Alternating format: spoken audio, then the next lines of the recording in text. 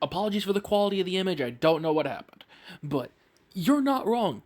Anby and Billy were ready to absolutely throw hands with Section 6. No fear at all. Like, hell, look at this text. First, Anby says, 12 o'clock, 9 o'clock, 6 o'clock. You've been intentionally positioning yourselves to surround us, and since the conversation has started, I don't like it. Meaning she quite literally knew, even though Section 6 was pretending to be all goody-goody and friendly with them, Anby could immediately tell that something was up. And it isn't just Anby that was like this.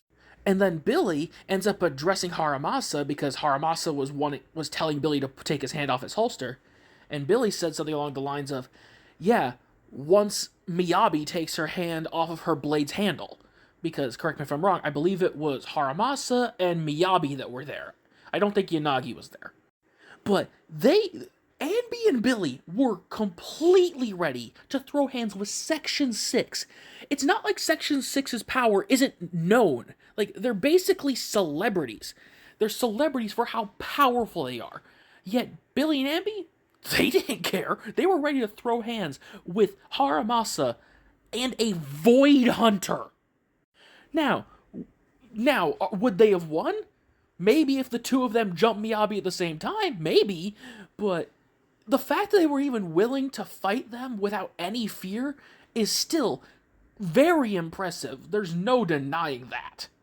Hell, if those Hollow Raiders hadn't interrupted their conversation that would have definitely turned into a scuffle, we might have seen a locked-in Billy, because the only time we see him actually getting serious is to protect the main character or his friends. This literally would have been the perfect situation if those Hollow Raiders hadn't interrupted to see an all-out Billy and an early showing of an all-out Anby.